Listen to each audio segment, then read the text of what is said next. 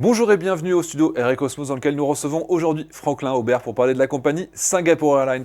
Franklin, bonjour. Bonjour Xavier. Est-ce que tu peux nous rappeler ce que tu fais chez Singapour? Alors tout à fait, je suis en charge pour la France de toute la partie communication, marketing, relations extérieures, dont les relations avec les médias et les influenceurs. Eh bien, bienvenue alors.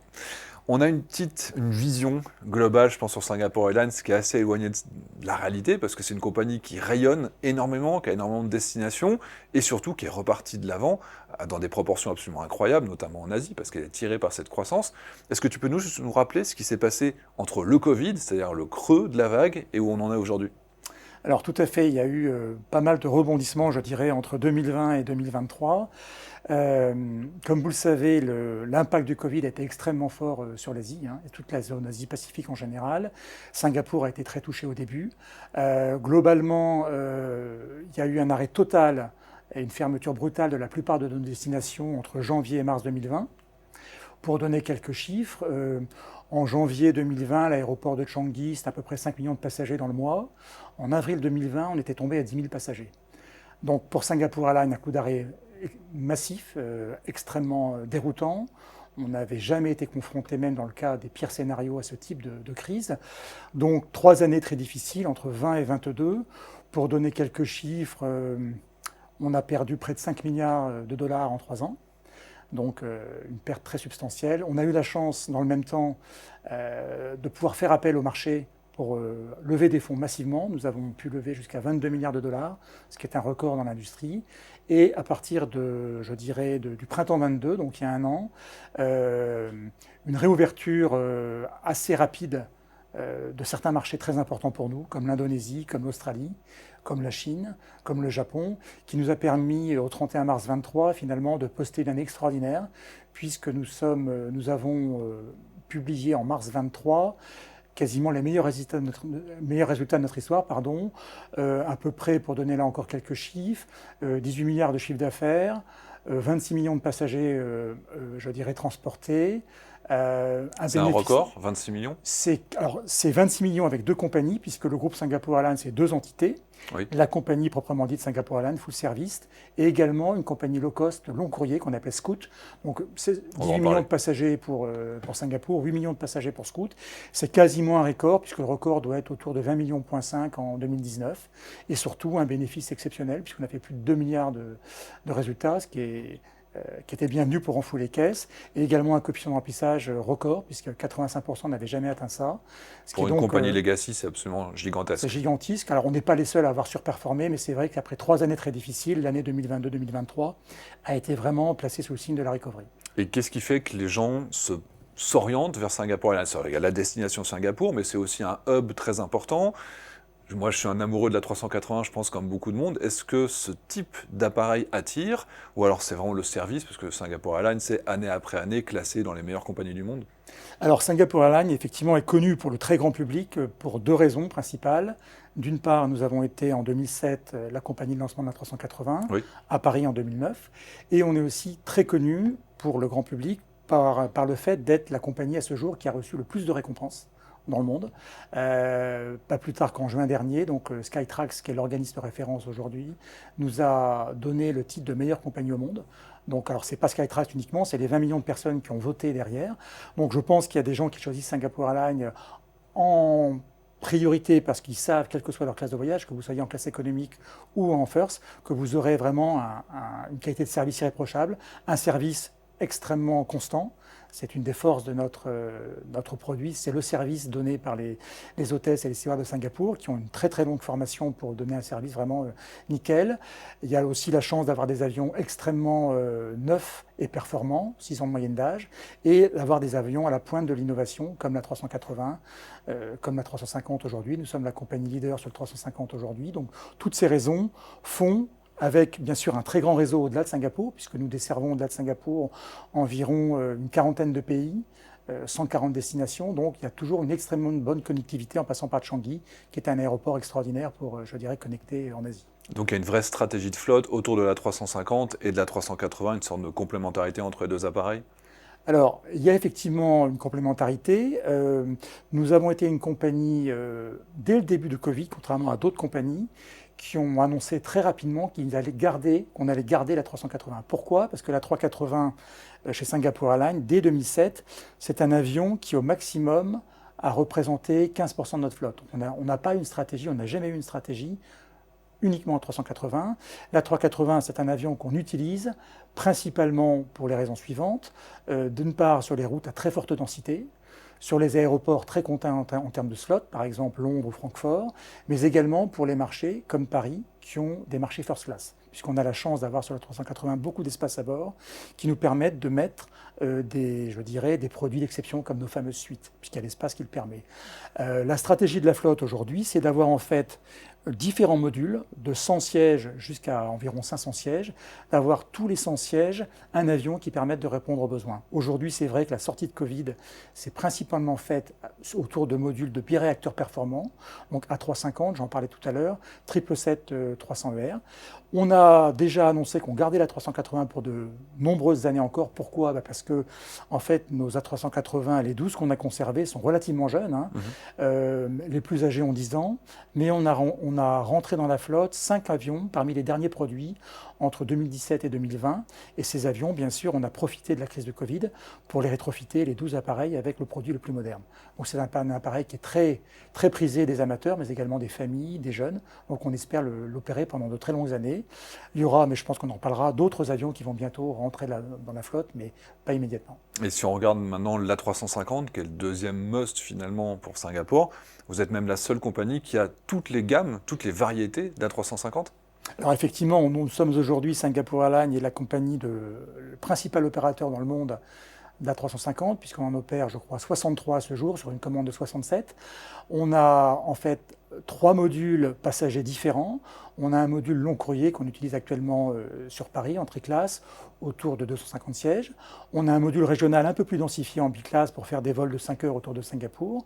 Et puis on a un module très spécifique avec 7 avions pour faire des vols extrêmement long courrier qu'on appelle le module ULR, chez nous, Ultra Long Range, qui permet de relier sans escale Singapour à la côte est et à la côte ouest des États-Unis, donc San Francisco, Los Angeles et New York. C'est vraiment un cas très particulier. C'est des vols de combien de temps? Alors c'est des vols de 18 heures. C'est des vols, alors, ça peut paraître anecdotique, mais c'est une vraie avancée pour les marchés asiatiques parce que jusqu'à l'arrivée de ces appareils, on était en fait contraint de faire une étape soit au Japon, soit à Taïwan, soit en Corée. Et forcément, pour les hommes et les femmes d'affaires, par exemple, faire une étape, c'est 3-4 heures de plus. Donc forcément, c'est du temps perdu. On avait déjà lancé ces opérations ultra long courrier dans les années 2000, autour de 2004-2005. On avait un appareil qui était l'A340-500, donc un Airbus déjà, mais un appareil quadriréacteur, donc qui n'était pas forcément très performant en termes d'économie. On n'avait peut-être pas également densifié l'avion suffisamment pour gagner de l'argent. Donc là, l'arrivée de l'ULR a effectivement été un avion qui a permis de relancer ce marché avec un assez grand succès, puisque c'est des vols très très pleins. Et puis, pour rester sur le 350, on est aussi très fiers d'un autre point, puisque nous serons fin 2025 la compagnie de lancement de la 350F, donc la version fret. Full cargo de 350, avion très performant qui va nous permettre d'économiser jusqu'à 40% de fuel et d'émissions en moins par rapport aux 747 vieillissants qu'on opère actuellement, et un avion qui a une très belle capacité puisqu'on sera autour de 110-111 tonnes de fret, donc un avion très très performant pour opérer le marché fret. Et alors si on se concentre d'ailleurs sur le fret, parce qu'on sait qu'il y a eu un fret qui a explosé, la demande était très très importante au moment du coronavirus, on est revenu sur des niveaux normaux d'emploi du fret aérien, ou alors on reste quand même sur un niveau qui est supérieur? Alors, on est revenu clairement sur des niveaux, je dirais, d'avant-crise Covid. Il y a effectivement eu 2 années exceptionnelles, 2020-2021. Sans vous assommer de chiffres, en période traditionnelle, les avions de cargo de Singapore Airlines, l'activité cargo, c'est à peu près 15% du chiffre d'affaires du groupe. En 2020-2021, avec les besoins sanitaires notamment, on a atteint 30% du chiffre d'affaires simplement grâce au cargo. Donc on est revenu, je dirais, logiquement à des niveaux de 2019. Il est aussi vrai qu'on opère aussi beaucoup de cargo dans les ventes, dans les soutes des avions passagers, le belly hold, ce qu'on appelle, qui est à peu près 50% du fret qu'on opère. Donc forcément, l'Asie s'étant beaucoup réouverte, notamment grâce à la Chine, grâce au Japon, il y a eu de plus en plus de capacités qui ont été remises sur le marché, et forcément ça a pesé sur les prix. Donc là on est revenu, je dirais, à des niveaux d'avant Covid. Alors si on regarde maintenant un petit peu la stratégie de Singapour, notamment vers l'Europe, d'abord première question, est-ce que la guerre en Ukraine et donc l'interdiction de survol de la Russie vous a gêné? Alors non, nous avons eu la chance de ne pas être gênés du tout par l'interdiction du survol russe. Pourquoi? Parce que déjà depuis 2014, après la tragédie qu'avait rencontré le vol de Malaysia au-dessus de l'Ukraine, nous avions pris la décision en fait de prendre une route plus sud, donc sud-Europe, qui ne survolait plus aucun terrain de guerre, qui évite également l'Irak et l'Afghanistan. Donc je dirais, Singapour étant quasiment situé sur l'équateur, ça permet, on peut passer très au sud sans survoler l'espace russe. Donc ça nous a plutôt favorisé, notamment sur des concurrents qui devaient passer par survoler l'espace russe. Les compagnies du Nord ou les compagnies japonaises en particulier, qui elles n'ont pas le choix. Exactement. Donc nous, ça ne nous a pas changé, ça n'a pas changé nos lignes, ça n'a pas impacté nos opérations, ça n'a pas impacté notre rentabilité, surtout ce qui est important. Donc je dirais que ça n'a, à ce stade, rien changé pour nous. Je reviens juste sur la 350 ULR, parce que c'est quand même, c'est unique dans le monde. Est-ce que c'est toujours un avion qui est full business, avec que des hommes d'affaires qui vont mettre les moyens et qui ont besoin d'être connectés du début à la fin pour que ce soit une sorte de bureau volant, ou alors ça s'est quand même un petit peu démocratisé? Alors ça s'est démocratisé, il faut bien comprendre que quand on est basé à Singapour, qu'on est basé aux États-Unis, pouvoir rejoindre l'Asie en vol direct, c'est justement un gain de temps très appréciable. Donc globalement, les ULR qu'on opère actuellement entre Singapour et New York, ou Singapour et la côte ouest, c'est-à-dire Los Angeles et San Francisco, c'est un mix puisque l'avion est biclasse, classe affaires et premium eco. C'est globalement la moitié d'hommes et de femmes d'affaires, et le reste, ce sont des passagers qui font par exemple des longs week-ends aux États-Unis ou des vacances aux États-Unis. Si on regarde également une particularité, il y a une compagnie low cost qui appartient à Singapore Airlines, une low cost long courrier. Toutes les compagnies low cost long courrier du monde ont disparu. Pourquoi est-ce que celle-là, elle tient encore? Alors Scoot, effectivement, est un modèle, je dirais, résilient et performant. Nous avons lancé Scoot en 2011, donc on a quand même maintenant 12 ans de recul. Pour donner quelques chiffres, Scoot, c'est environ 55 avions, 70 destinations, un modèle fondé que sur des appareils très performants, donc essentiellement du Dreamliner, donc 787, du 320, du 321. Pourquoi ça fonctionne? Alors ça fonctionne pour plusieurs raisons. Faut savoir qu'à Singapour, vous êtes idéalement placé pour toucher dans un rayon de 3-4 heures de vol énormément de marchés touristiques, qui sont par exemple des marchés comme la Thaïlande, comme l'Australie, comme l'Indonésie, comme le Cambodge, comme le Japon, comme Taïwan.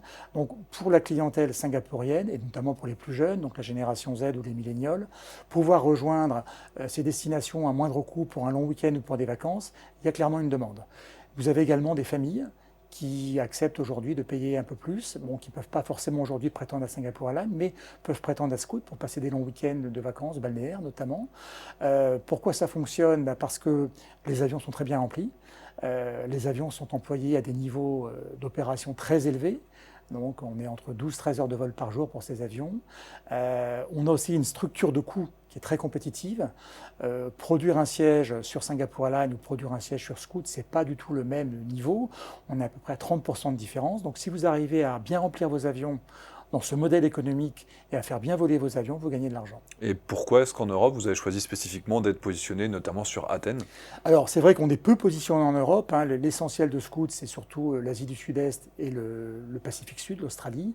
Historiquement, en fait, on est présent à Athènes parce qu'il y a une grosse communauté de Grecs qui se rend régulièrement voir de la famille ou travailler en Australie, notamment à Melbourne. C'est un marché historique et ça justifiait donc de mettre des opérations 3 fois par semaine en haute saison pour aller entre l'Europe et Athènes, l'Europe pardon et Melbourne en passant par Singapour. Okay.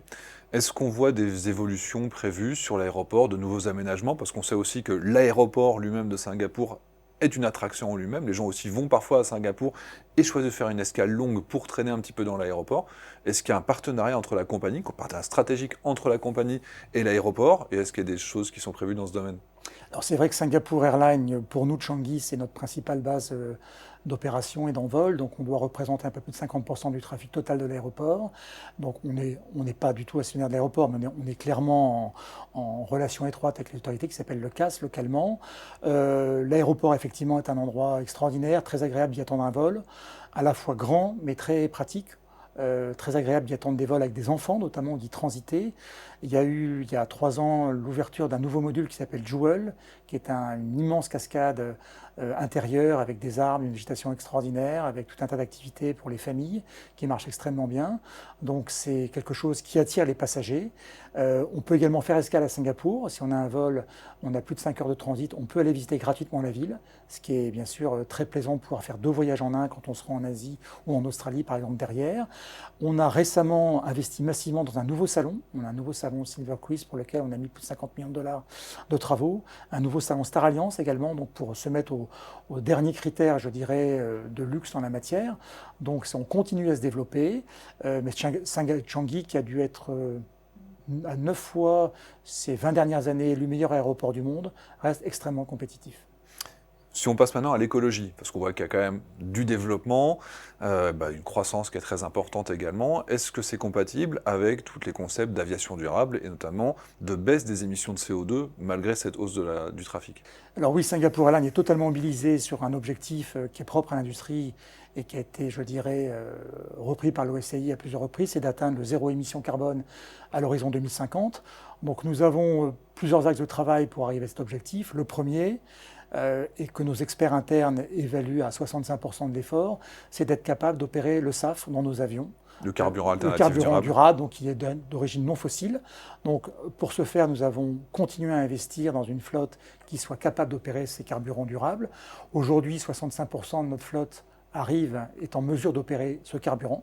Donc c'est quelque chose sur lequel nous travaillons étroitement à Singapour, mais également à Paris, puisque depuis 2022, tous nos avions, que ce soit au départ de Changi ou au départ de Singapour, emportent un minimum de 1% de SAF qu'on mélange avec du kérosène traditionnel. Ça va croître petit à petit. Ça va croître, bien sûr. La grande question, c'est est-ce que la filière sera capable, dans les années qui viennent, de produire la quantité que IATA estime, je crois, à l'horizon 2050 à 450 milliards de litres par an. Donc ça, c'est la grande question auquel la compagnie ne peut pas répondre aujourd'hui, mais nous sommes prêts à opérer ce carburant. Le deuxième axe d'effort que nous avons estimé à environ 20%, c'est de proposer, ou 25% même, c'est de proposer à nos passagers de compenser leurs émissions carbone, c'est-à-dire que ce soit un passager ou même du fret, c'est-à-dire de compenser votre propres émissions. Donc on a plusieurs projets qui ont été labellisés, qui sont par exemple de préserver les forêts primaires en Indonésie. Nous sommes très impliqués sur l'Indonésie, puisque pour nous c'est un marché très important. Côté, ouais. Nous sommes très impliqués sur l'Inde avec des panneaux solaires. Nous sommes très impliqués au Népal. Nous avons proposé aux populations locales d'arrêter de faire la cuisine au bois et d'utiliser des réchauds à gaz. Pour vous donner un exemple sur l'Indonésie, donc nous sommes très impliqués sur une réserve qui est à Bornéo, dans la partie est de la Malaisie, de l'Indonésie, pardon, sur lequel nous préservons des milliers d'hectares pour en fait faire que les personnes locales, les paysans notamment, n'arrachent pas les arbres, protègent l'écosystème, ces forêts humides, qui permettent de capter chaque année à peu près 7,5 millions de tonnes, qui sont labellisées par un organisme indépendant. Donc chaque année, nos efforts et les efforts de nos passagers qui compensent leurs émissions permettent de sauver 7,5 millions d'effets de serre. Troisième axe très important pour arriver à atteindre cet objectif en 2050, c'est la réduction du gaspillage et la réduction des ressources. Donc très concrètement, qu'est-ce qu'on fait depuis 2021 ? Nous avons par exemple supprimé tous les plastiques consommables à bord, des choses aussi bêtes que les pailles, que les petites cuillères en plastique. C'est des centaines de milliers d'exemplaires qu'on peut économiser par an, donc à peu près plusieurs milliers de tonnes de plastique qui disparaissent. Nous avons également aussi supprimé tout le papier, donc les menus, les journaux, les in-flight magazines, tout ça est digital aujourd'hui sur votre écran. Ça fait à peu près 3 millions d'économies de copies qu'on ne distribue plus à bord depuis 2022, et ça fait à peu près 2000 tonnes par an qu'on ne transporte plus, donc il n'y a plus le kérosène utilisé pour transporter ces poids. Parce que plus un avion est lourd, donc en fait c'est aussi toutes les procédures qui contribuent à l'écopilotage, alléger les avions, réduire la consommation de la clim, etc. Tout ça est déjà impliqué. Exactement, ça, tout ce qui est procédure et opération, on estime que l'efficience peut amener 20% d'économie sur la consommation, ce qu'on fait également aujourd'hui. Si on revient maintenant sur la compagnie et son développement international, on voit que c'est une compagnie qui a des alliances qui sont toutes particulières. Est-ce que tu peux un petit peu approfondir, notamment le cas de l'Inde qui est assez particulier ? Alors oui, tout à fait. Singapour Airlines, historiquement, a appuyé sa stratégie sur les alliances, puisqu'en fait, on a une particularité qui est assez unique. Il n'y a pas de marché domestique à Singapour. Donc nous sommes obligés d'aller capter du trafic international pour le faire passer par Singapour et le mettre à bord de nos avions. Historiquement, nous avons lié un certain nombre d'alliances, notamment avec les compagnies de Star Alliance. Par exemple, on a un partenariat très actif et ancien avec Lufthansa, avec ANA, la compagnie japonaise, avec Air New Zealand. Plus récemment, nous avons signé une série de partenariats très prometteurs avec des compagnies d'Asie du Sud-Est, notamment Garuda, Malaysia, Vietnam Airlines et Thai, qui vont monter en puissance dans les années à venir. Et puis, il y a un troisième volet pour le partenariat, qui est un partenariat plutôt multi-hub, une stratégie multi-hub que nous avons initiée en fait en Inde. Nous avons commencé cette stratégie dans les années 2015-2016. Nous avons créé à l'époque une compagnie full service qui s'appelait Vistara, en partenariat avec le principal groupe privé indien qui s'appelle Tata. Il se trouve que l'année dernière, Tata a été la compagnie sélectionnée par les autorités indiennes pour reprendre Air India. Et la décision a été prise en fait de fusionner Vistara, compagnie full service, et Air India qui avait besoin de se reformater, de se reconditionner. Et la décision a été prise entre Singapore Airlines et Vistara en fait de prendre une participation de 25%. Pourquoi? Parce qu'aujourd'hui, l'Inde, c'est clairement le nouvel Eldorado du transport aérien. Les experts estiment qu'en 2019, on avait environ 300 millions de passagers par an. Dans une dizaine d'années, on devrait être entre 900 millions et 1 milliard de passagers par an. x3 au minimum. Donc x3 minimum. Donc c'est clairement la grosse réserve de croissance, c'est bien sûr l'Inde aujourd'hui, avec tous les vols internationaux qu'il peut y avoir. Il se trouve qu'historiquement, Singapore Airlines est très bien positionné sur l'Inde, notamment sur New Delhi et sur Mumbai, parce qu'il y a des gros transferts de population et de touristes, puisqu'il y a une minorité indienne importante à Singapour. Donc l'idée, en fait, c'est de se renforcer sur le continent indien pour avoir un deuxième, voire un troisième hub, pour ensuite rayonner sur d'autres marchés.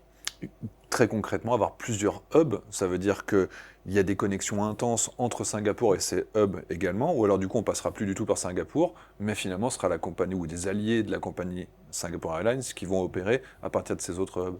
Alors en fait, c'est les deux. C'est d'un côté amener du trafic en correspondance sur certains marchés indiens et des marchés au-delà de l'Inde, mais également avoir tout un tas de développements de vols, ce qu'on appelle en partage de code, en code share, qui permettent à des passagers indiens de connecter vers Singapour et inversement à des passagers singapouriens de connecter vers l'Inde. Mais là par contre, on n'est plus avec la marque Singapore Airlines, on n'est plus forcément non plus avec le confort de Singapore Airlines. Alors, c'était quelque chose de très important dans nos partenariats. Nous veillons bien sûr dans le choix des partenaires à ce que, notamment dans le full service, le legacy carrier, nous soyons capables d'assurer à nos passagers une continuité dans le service et dans le produit. Et clairement, ce qui est en train de se préparer en Inde, on est clairement sur du full service, on n'est pas du tout sur du low cost. Vistara, qui est déjà en train d'opérer des vols entre New Delhi et Paris, fait en fait ce que fait déjà Singapore Airlines sur du Dreamliner à plus petite échelle du full service dans les 3 classes. Excellent. Et qu'est-ce qu'on peut vous souhaiter alors maintenant? Puisque tout a l'air de sourire à Singapore Airlines. Bah, écoutez, on peut espérer d'avoir encore une très belle année 23-24. Il y a encore beaucoup de challenges, je dirais, à surmonter. Nous avons aussi des gros challenges en termes de flotte, puisque dans les 3 prochaines années, nous allons avoir 3 nouveaux types d'avions qui vont rentrer dans la compagnie. Lesquels? Alors, dès 2024, du côté de Scoot, donc notre low-cost long courrier, nous allons avoir l'arrivée d'un Embraer 190, qui est un petit jet régional, Oui. autour d'une centaine de places, qui va nous permettre en fait d'opérer beaucoup de nouvelles destinations en intra-asiatique. Fin 2024, début 2025, nous allons avoir l'A350F, Freighter. donc un très gros opérateur fret, un très beau module qui va nous permettre, là encore, de contribuer à réduire nos émissions de carbone et les émissions.